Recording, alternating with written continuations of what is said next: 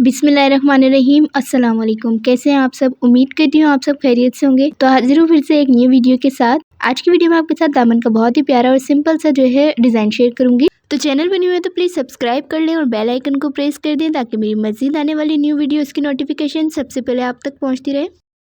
Designing के लिए यहाँ पर मैंने ये जो है स्क्वायर शेप ना कटिंग कर ली थी। तो ये जो है मैंने तकरीबन 1.5 इंच चौड़ाई और 1.5 इंच ही लंबाई मैंने इस तरह से इसकी शेप ना कटिंग करी थी। तो ये स्क्वायर शेप मैंने इस तरह से पहले ही कटिंग कर ली है।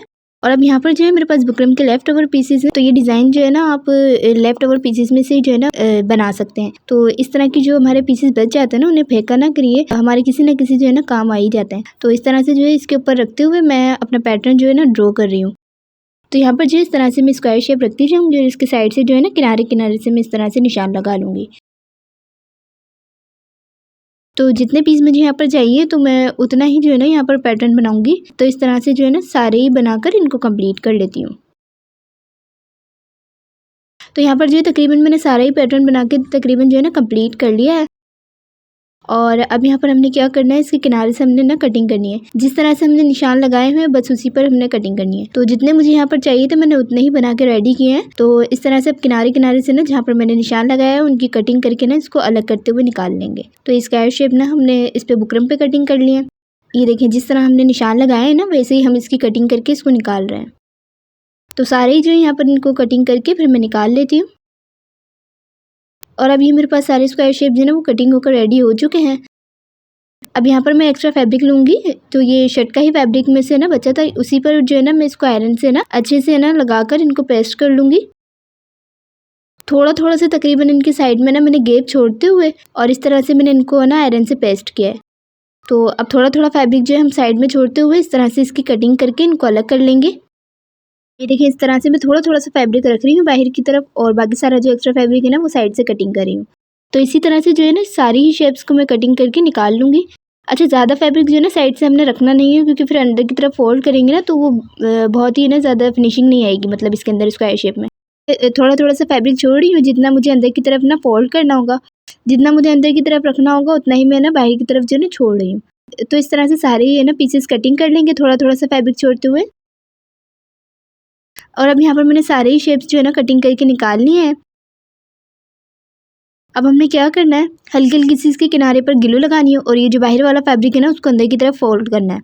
थोड़ा थोड़ा सा ग्लू लगाती जाऊंगी और इसको अंदर की तरफ जो है ना पलटते हुए इस तरह से रेडी कर लेंगे। अच्छा, ये देखें अब यहाँ पर मैंने सारा ही फैब्रिक कितनी फिनिशिंग के साथ फोल्ड करी। कॉर्नर इनके ना ख्याल रखना है, कॉर्नर अच्छे बनने चाहिए स्क्वायर शेप के, तो ये जो है ना बहुत ही अच्छे से बन के रेडी होंगे। कॉर्नर आपने ख्याल रखते हुए ना इसका फोल्ड करना है। तो इस तरह से जो है सारे ही फैब्रिक का ना फोल्ड करूँगी। अच्छा, ये वाला जो डिज़ाइन है ना आप बुकरम के लेफ्ट ओवर पीसेस से भी बना सकते हैं, जिस तरह से मैंने यहाँ पर अपने ना बुकरम के बचे हुए पीसेस से ना बनाया है।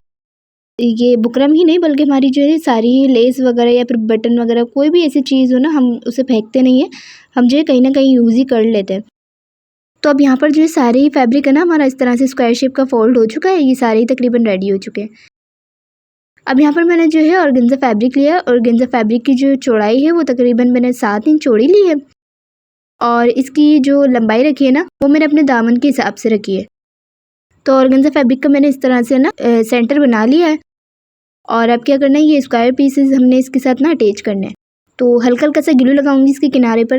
पहले हम ग्लू से लगा के इसको अटैच करेंगे और उसके बाद जो है ना हम इसके ऊपर सिलाइयाँ करेंगे। तो पहले मैं क्या करूँगी, इस तरह से ग्लू लगा रही हूँ हल्का हल्का सा और इस तरह से जो है ना इसके सेंटर में रखूँगी। ये देखें इस तरह से हमने रखना है और इसी तरह से जो है ना दूसरा वाला साइड भी ना हमने ऊपर की तरफ करते हुए रखना है। थोड़ा सा सेंटर में हमने गैप देते हुए इस तरह से रखना है। तो इसके सेंटर में मैं 4 पीस लगा के ना अटैच करूँगी इस तरह से। देखिए सेंटर में हमने इनके ना चारों के ही थोड़ा थोड़ा सा गैप देते हुए इस तरह से हमने इसको पेस्ट कर लिया है। इसके बाद हमने क्या करना है, इसके दोनों ही साइड ना हमने पिनटेक्स लगानी है। तो यहाँ पर पहले मैं इस तरफ पिनटेक्स लगाऊंगी। ये देखें इस तरह से इसकी साइड पर गैप देते हुए और इस तरह से मैं पिनटेक्स लगा रही हूँ। तो यहाँ पर जो है मैं 3 पिनटेक्स लगाऊंगी। आप चाहें तो यहाँ पर अपने हिसाब से ना 3 या 4 भी लगा सकते हैं। मैं यहाँ पर 3 लगा रही हूँ इस तरह से।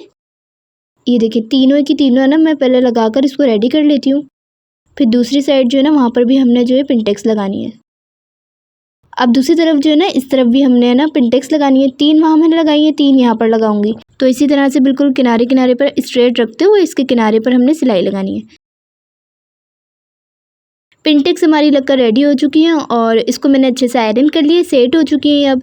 और अब पिनटेक्स के आगे से ये ना हमने इस तरफ भी इसी तरह का जो है ना एक और फ्लावर बनाना है। तो इस तरह से जो है हल्का हल्का सा ग्लू लगा लूँगी अपनी स्क्वायर शेप पे और इस तरफ ना रखते हुए इसके साथ ना अटैच करूँगी। तो सेंटर में इसकी गैप देखती जाऊँगी और इसी तरह से ना पेस्ट करती जाऊँगी। तो ध्यान रखना है कि हमारा गैप जो है ना इक्वल आना चाहिए इनके सेंटर में। अब इसी तरह से जो है ना ये तीसरा वाला फ्लावर भी हम बना के रेडी करेंगे। सो फ्रेंड्स, वीडियो पसंद आ रही है तो प्लीज़ लाइक कर दें और चैनल पे न्यू है तो सब्सक्राइब कर लें और बेल आइकन को प्रेस कर दें ताकि मेरी मज़ीद आने वाली न्यू वीडियोस की नोटिफिकेशन सबसे पहले आप तक पहुंचती रहे। अच्छा, यहाँ पर हमने ना इस तरह से बिल्कुल लगा के रेडी कर लिए हैं और अब ये दामन का जो है ना डिज़ाइन इसके शर्ट के साथ ना अटैच करूँगी। तो जितना मैंने दामन यहाँ पर अटैच करना है ना इसके साथ, मैंने शर्ट की लेंथ जो है ना उतनी ही कम ना इसकी कटिंग की है। तो शर्ट का जो दामन है ना वो मैंने इस तरह से ना सीधा साइड रखा है और अपना ये जो डिज़ाइन है ना उसको उल्टा रखते हुए इसके किनारे पर हम सिलाई लगा लेंगे। अच्छा, सिलाई ना मैं बिल्कुल स्ट्रेट लगाऊंगी और इसी तरह से सिलाई लगानी है आपने भी। अच्छा, तकरीबन मैं हाफ इंच ना इसका सिलाई में लेते हुए इस तरह से दबा रही हूँ इसके साथ सिलाई में। ऑर्गेन्जा पट्टी है ना इसके किनारा है ना हमारा बना हुआ है, तो ये वॉश भी होगी ना तो इसके कोई धागे वगैरह ना निकलेंगे नहीं। इस तरह से मैंने सिलाई लगा के इसको कंप्लीट कर लिया है और अब मैंने इसको अच्छे से आयरन कर लिया है, ये सेट हो चुकी है। अच्छा, अब नीचे से हमने दामन फोल्ड करना है तो उसके लिए मैंने यहाँ पर ना एक बुकरम की स्ट्रिप ली है। इसकी जो चौड़ाई रखी है वो तकरीबन मैंने 1 इंच रखी है और इसकी लंबाई ना अपने दामन की ना चौड़ाई के हिसाब से रखी है। तो यहाँ पर मैं क्या करूँगी, एक्स्ट्रा फैब्रिक पर इस तरह से ना पेस्ट कर लूँगी आयरन की मदद से। पट्टी को मैंने इस तरह से आयरन से ना पेस्ट कर लिया था और दोनों साइड से हमने ना फोल्ड किया है। ये देखिए यहाँ पर इस तरफ है ना हमारी बुकरम लगी हुई है और दोनों साइड से हमारी ना ये पट्टी फोल्ड है। तो अब यहाँ पर हमने इसके सेंटर में ना ऑर्गेन्जा फैब्रिक रखते हुए इसके किनारे पर सिलाई लगाएंगे। अच्छा, ध्यान रखना है सिलाई लगाते टाइम कि हमारी जो नीचे वाली पट्टी है ना उस पर भी हमारी सिलाई लगनी चाहिए। तो मेरी यहाँ पर जो है ना सिलाई लग रही है नीचे वाली पट्टी पर, क्योंकि मैंने एक्स्ट्रा ना वो बाहर की तरफ थोड़ी सी निकाली हुई है। तो इस तरह से जो है ना ऑर्गेन्जा फैब्रिक को लेती जाऊँगी सिलाई के अंदर और इसके किनारे पर ना सिलाई लगाती जाऊँगी। तो सिलाई लग के हमारी यहाँ पर कंप्लीट हो चुकी है। अब ये जो हमारी स्क्वायर शेप था हमने इन्हें ग्लू से तो लगा लिया था, इन पर सिलाई नहीं लगाई थी। तो अब इसको सिलाई से लगा के अच्छे से फिक्स कर लेंगे। ये डिज़ाइन जो है यहाँ पर मैंने दामन पे बनाया है, अगर आप चाहें तो इसको स्लीव्स या ट्राउज़र पे भी बना सकते हैं। तो यहाँ पर जो है मेरी सिलाई लग के कंप्लीट हो चुकी है। सो फ्रेंड्स, दामन का हमारा जो डिज़ाइन है ना वो यहाँ पर कंप्लीट हो चुका है। इसको मैंने अच्छे से आयरन किया है और ये देख सकते हैं आप कितनी ही फिनिशिंग के साथ हमारा ये दामन का डिज़ाइन जो है ना बन के रेडी हुआ है। सो फ्रेंड्स, उम्मीद करती हूँ आज की वीडियो भी पसंद आई होगी। वीडियो पसंद आई है तो प्लीज़ कमेंट बॉक्स में ज़रूर बताइएगा।